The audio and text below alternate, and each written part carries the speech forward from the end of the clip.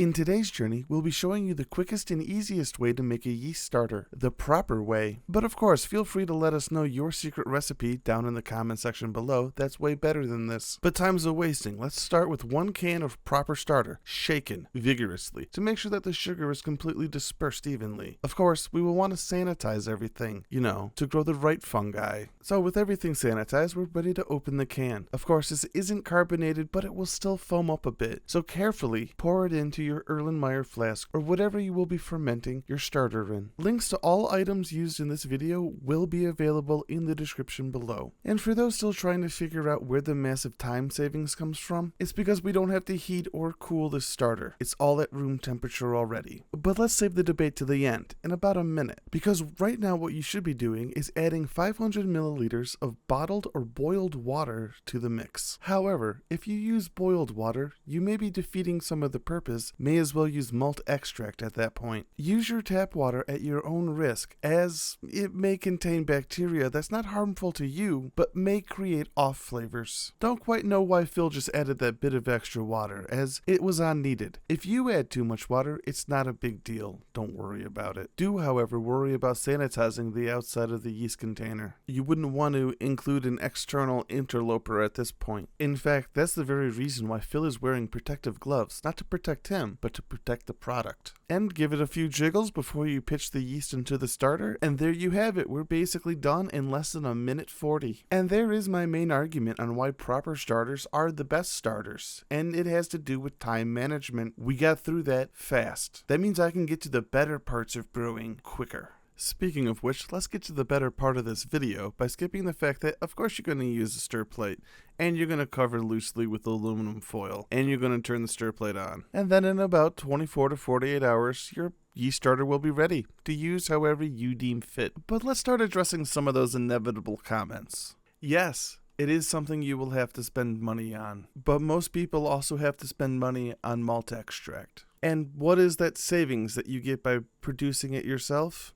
It's 50 cents. At the worst conversion rate possible of buying just a half pound of malt extract and a single can of proper starter, the savings is 50 cents. Plus the cans have a 2-year shelf life. So you could get a 4-pack, save some money, and just be ready to go at the drop of a hat. Now, some people might think that they're going to make a safer starter because they made it inside their own home. But a benefit of the proper starters coming in cans is that they're able to be pasteurized to 150 PUs. That's pasteurization units. That's how we measure pasteurization in the industry. With a process not too dissimilar to how we avoid having advertiser in our video space by encouraging you to buy some of Phil's art through the link in the description below. But in all honesty, one of the big reasons I know what a lot of detractors will say to this product is because I used to be one of them. Back when I worked in the homebrew supply shops and this was a new product, my first thought was, how lazy could a brewer be? Just make a starter. It wasn't until years later when I was going to make a video about them that I realized, wow, these are easy. And not for the reasons that I thought it would be, but because of there being no heat up and cool down time, it saves a lot of time. Some complaints that I have heard from customers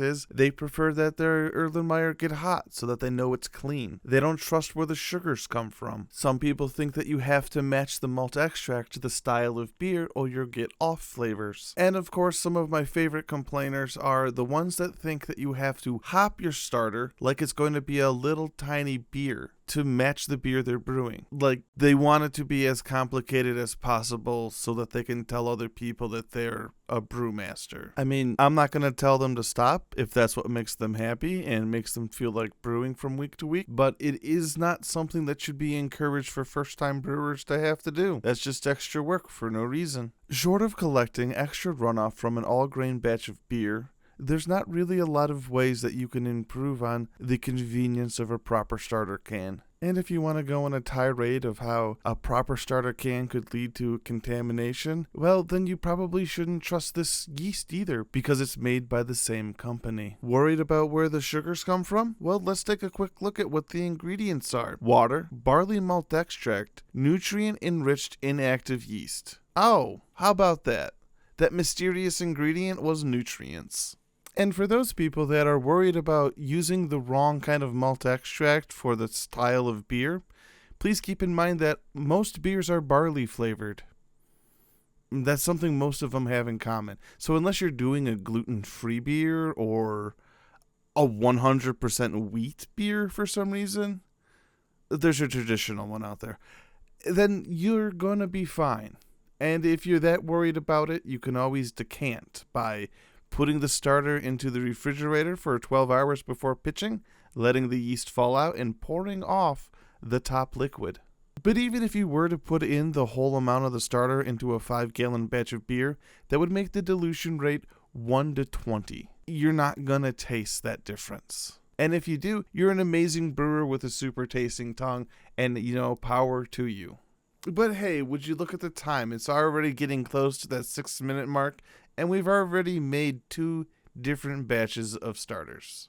So you tell me in the comments, is this something that you would use, or is this a gimmick for first-time homebrewers to be scammed by? Personally, I think this is the model that most brewers should look at when trying to save time in other areas. Because a brewer having fun is a brewer that brews often, and since the homebrew stores make more money off ingredients than equipment, brew more batches, buy less fancy equipment. Watch more of our videos. Don't forget to like, comment, and subscribe, and of course, most of all, happy brewing!